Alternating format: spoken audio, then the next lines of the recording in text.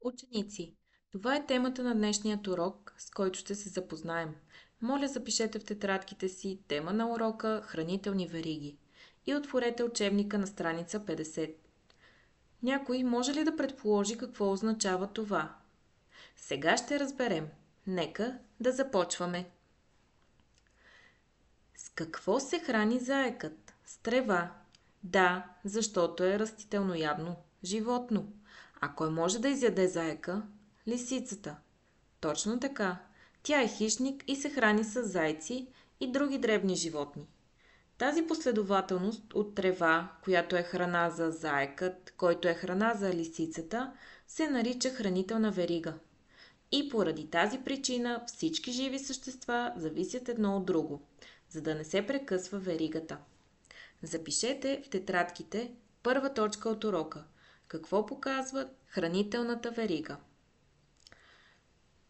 Те показват зависимостта на живите организми един от друг, връзката между растенията и животните в дадена среда, необходима за да се хранят, за да оцеляват. Нека разгледаме следният пример. С какво започва схемата на хранителна верига? Растение. Кой се храни с растения? Скакалецът. А кой похапва скакалци? Жабата. С жаби кой се храни? Змията. И последен в тази хранителна верига кой е? Кой изяжда змията? Бухалът. Следваща точка запишете. Начало на хранителната верига. Кой стои в началото на хранителните вериги? Растенията. Защо според вас са растенията? Припомнете си как те изграждат хранителни вещества. Самостоятелно, чрез процеса фотосинтеза. Именно за това всяка една хранителна верига започва с растение. Следователно, какво трябва да е първото животно от веригата? Растително ядно. А всяко следващо животно трябва да е хищник и да се храни с предходното. Според вас, с кой от следните организми може да започва една хранителна верига? С мишка, царевица или щъркел?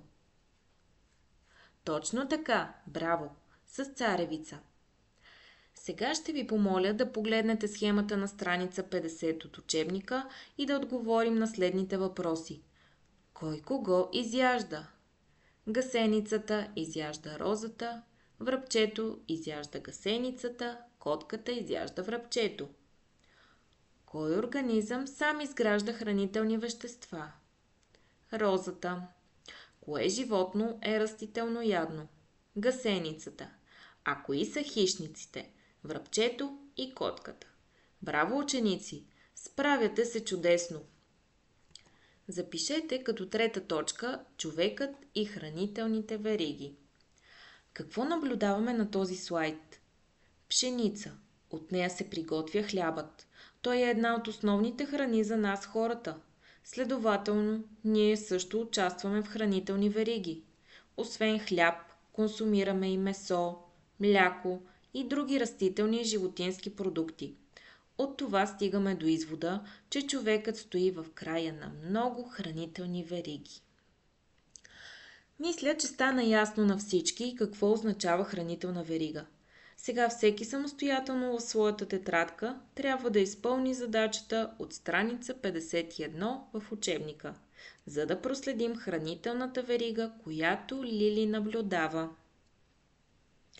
Всички успяхте да се справите с задачата. Чудесно! Точно това е правилният отговор.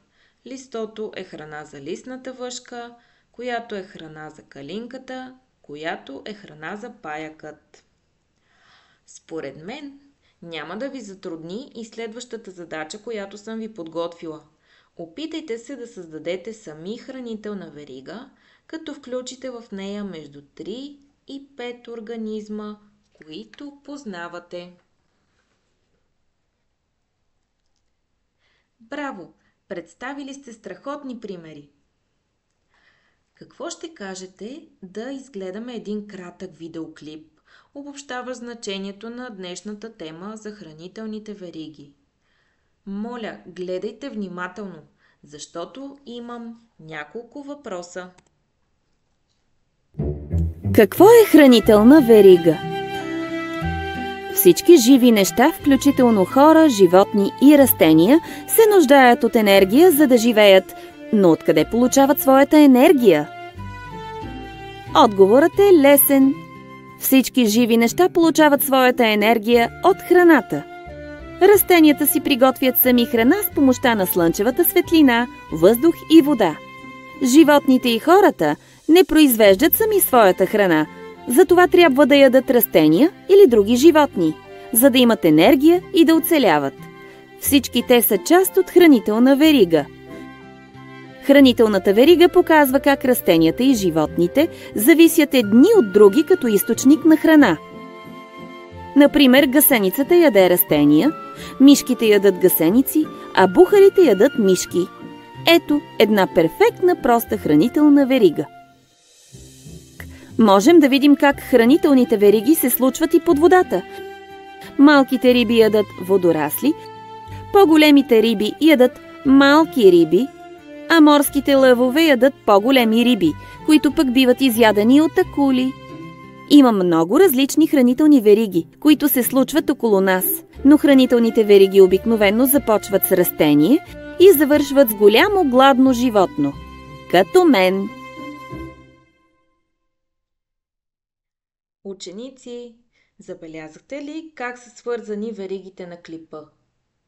Точно така, чрез части от пъзел. Някой може ли да предположи защо е така? Какъв е смисълът?